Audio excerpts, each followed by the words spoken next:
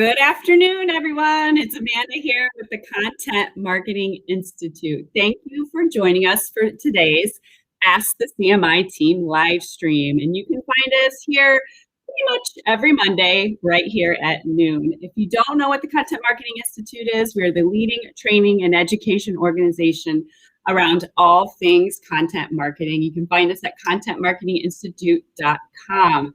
And with our live streams every week, we're kind of giving you the access. We're pulling back the curtain just to show you all the people who make the magic happen here at CMI. But of course, these live streams are the best when all of you out there engage with us. So please submit your questions, share with us your experience and your insight. That really makes for a fun conversation for all of us. All right, so for today's topic, do you ever wonder how some marketers, they seem to have like the perfect source for everything? They include like a blockbuster quote, some awesome examples, or groundbreaking research in like every story they write. Well, that could be because they are using something called HARO. Have you ever heard of it? HARO stands for Help a Reporter Out. It's a service that connects journalists or writers with experts in all sorts of industries that they can use as sources for their stories. If you never heard of it, here's the real quick basics. A writer or journalist, they submit a request or a query is what HARO calls them, and then they send them out to their mailing list. And then the sources read those mailing lists and see if there is a question that they can answer, a source that they can be for a story. So hopefully then that helps a writer or a journalist get some really great quotes, some research, examples of research, whatever they need for their next article. All right, so I see a lot of you are already checking in today.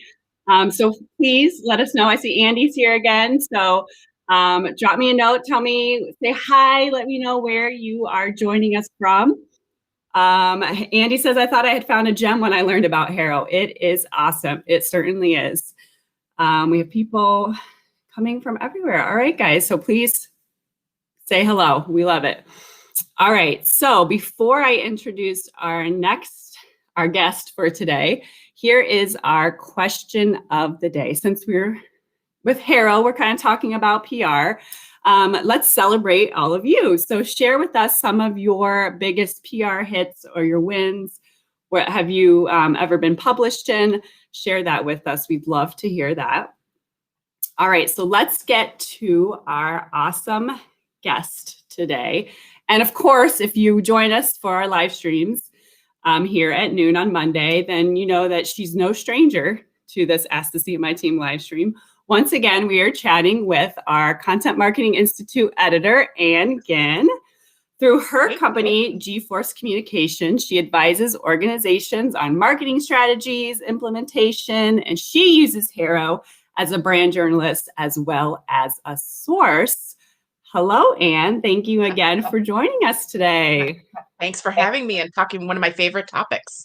Yes.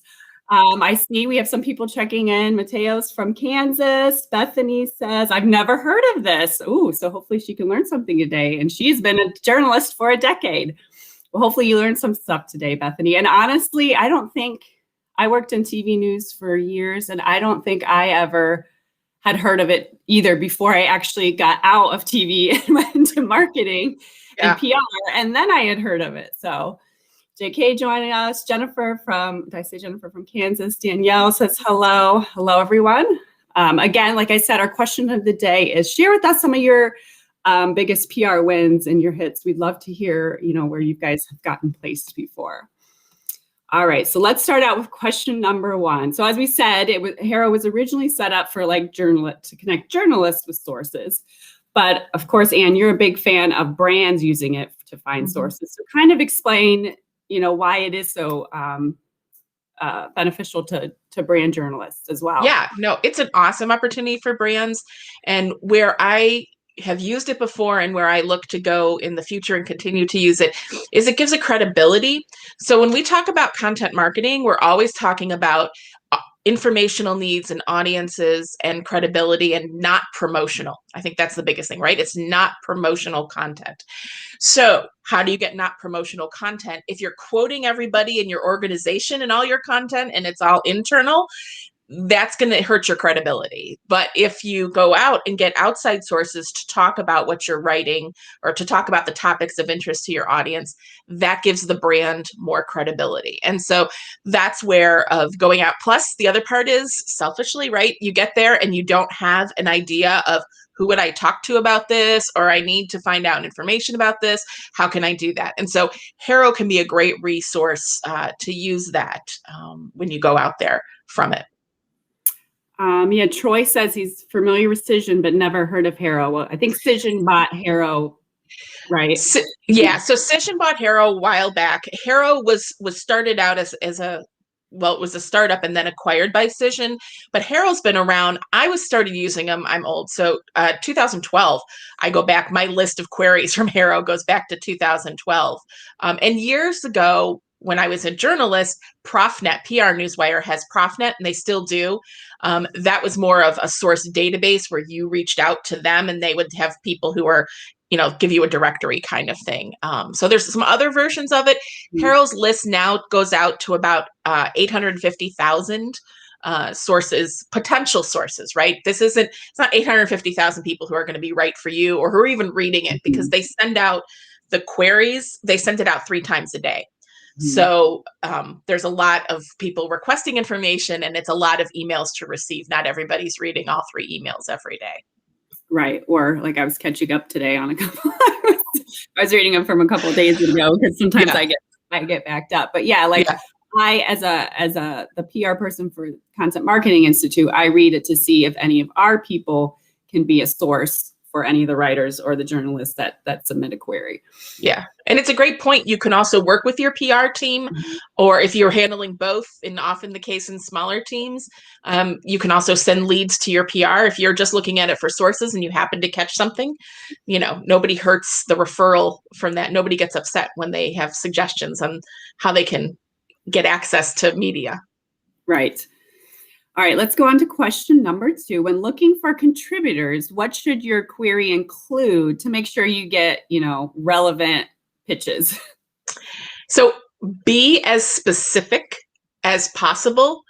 So if you are talking about an article, so for example, if I was looking on budget ideas for content marketing, and I was going to write something about how people were saving money or working on a minimal budget from that, I'd post a query from that, but I'd also say who I wanted to hear from.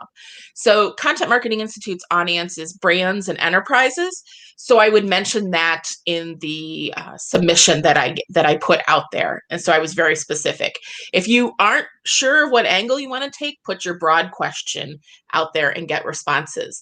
The key also is to know how you plan to use the potential responses. So you can use this to identify sources, to do more in-depth interviews and conversations with it, or you can do, which something we often do, is to crowdsource a piece. So a lot of those times, particularly if the topic's important, if topic is wide enough, I want to make sure that I get all the information I need on that one response, their social handle, everything I need to publish it. I mean, there's some verification. We'll talk about that later, but the idea is that it's self-contained. The responses are self-contained. I say that I'm not looking to interview people if that's the case, from it. So be as specific as possible. It's not 100% pure. Everybody doesn't read all those details, but at least you'll feel comfortable, and most of them do. Yeah. Right. And if you're going to do a broader query, which is leading into the next question, you could get bombarded with dozens or even hundreds of responses. So what should you take into account when you're choosing, what sources you want to use or interview? So I look through it's almost like a job application, right? You're looking through to see who gives you the best information. And that's where I look of like, who's got the best quote, details, whatever it is, specific information to it that stands out from the rest. So for example, one of my pet peeves is everybody uses content. There's a lot of content in the world. Well, if your intro starts on that and it's not specific to my query, I'm going to move to the next one because that's something we already know and everybody's saying from that. So what are you saying that's different from everybody else? And then I look at who the source is and the reference. So what company are they from? Why are they responding? Are they responding on behalf of a client? I look at that information to better understand, does this source fit the audience that I'm trying to write for? From that, do they have the credibility? And the other thing in HARO, you'll notice that there are people who respond to absolutely every query, whether they're really relevant or not. They'll try to make it relevant. And those are actually just humorous to read and skip and go past from that. But yes, there's a couple, and I won't call them out by name, but there's a couple that really just keep responding. And in fact, I've used them. And that's the other thing, is making sure you're not using the same people. Even if you give great quotes that may give you great information, don't keep using them in every story. Right, exactly. And the hope is when you're submitting it, you're getting a diverse range of different responses each time. And it depends on the topic too, really, the range. I've gotten some where I've gotten 4 responses or none, and then I've had some where I've had over 100 to do. So it also depends on the topic. Andrea is asking, what is the turnaround time for responses? And I would probably say, like, as soon as you read it, respond as soon as you can. I mean, they give you a deadline, like tomorrow at 7 or something is when I want it. But in responding, I would say probably as soon as you can, because you get bombarded with a bunch.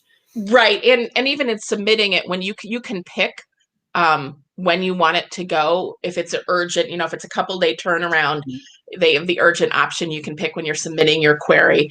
One thing have a short time frame for responses when you ask for that. Even if you have a week until you need to actually write the story, pick 2 days. Because otherwise you just get some stragglers in there. And I have found that most time the stragglers, and by stragglers, I mean a couple days, not in the first 15 minutes, because you also get those people from it. But the idea of stragglers they're not usually the better sources anyways. So limit your response time to at most a couple days to cover thing. The other thing is to think about what time you want it to go out. So they have one. I'm on the East Coast, so it's 5:30 in the morning, midday, and like 5:30 in the evening. If I have it sent out at 5:35 in the morning, I get more European responses than I do US responses on the query. So play with that and see what gets best for your situation, but there are some nuances you learn after a while. Someone's asking, does this work for B2B, right? Brand journalists, and of course, right?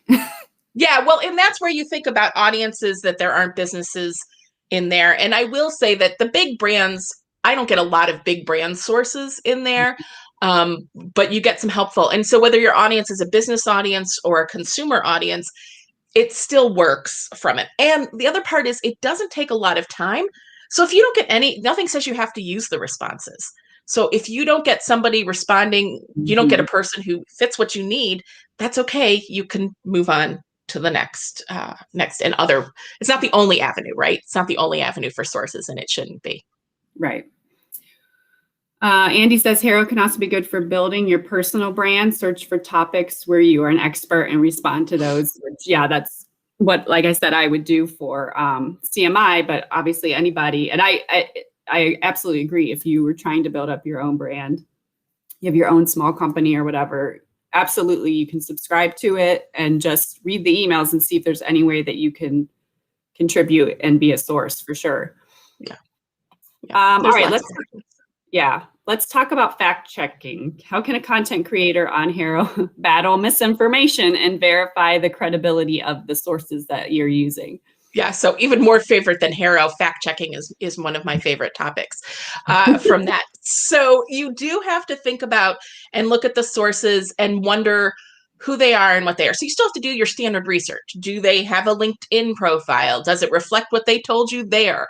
Sometimes you'll have somebody who may be a freelance PR person responding to something, and so their company name isn't there. The other thing that I find, so you have to do your homework, right? You have to go and look. If you find PR people submitting responses on behalf of someone else, which is a standard PR practice, I always require the person who's being quoted to have a correspondence with me to verify that they're the ones. Now, I work through the PR person. I don't go completely independent on that. So, there's somebody could game the system. I'm not saying 100%, but taking the steps to go and making sure that the person quoted, that you're in contact with them, even if it's just to verify that, yes, they were the source. Yes, they're fine with submitting what their PR person submitted from that. Yeah, that's what I'm submitting on behalf of a client. I make that clear at the beginning. I'm submitting this on behalf of my client, and then I give them, my client's email or website, whatever, so they can verify like this is a legitimate person. So right, go and check this person out and see that they're actually a real person. And that's a great point, because you could have a CEO, a big title person who doesn't have the time to be responding, even copied out an email to say yes. But if I see their PR person is connected to the company, if I see other stuff that confirms that PR person is connected to that company, then that's okay too. So it's a great point. That is a good point.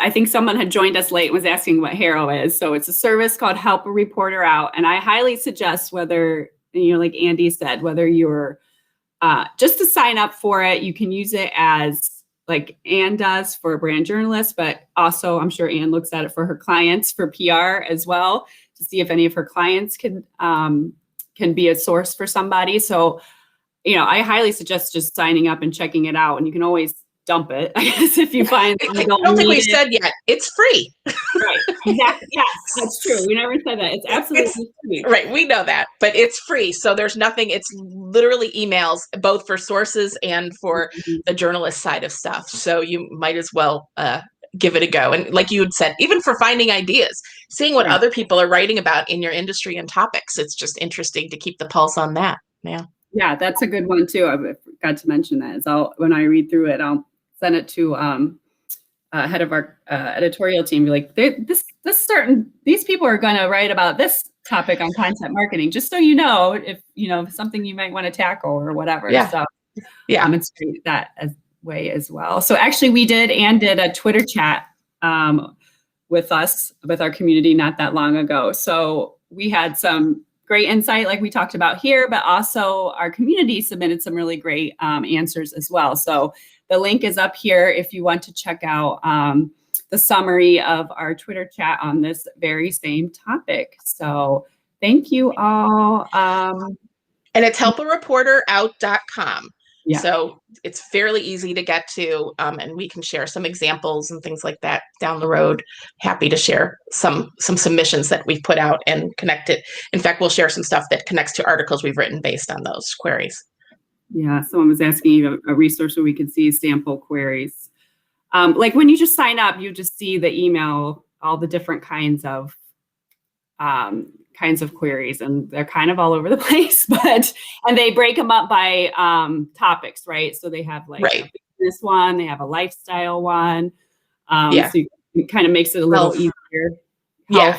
You can go through and scroll from that. There's like a table of contents at the beginning, so it's helpful. Really, just get in with it and play with it, and see if it works for you. Right. Exactly. All right, Ann. So this was great. Thank you, everyone, for watching and all your awesome questions and your comments. And thank you so much for your time again today.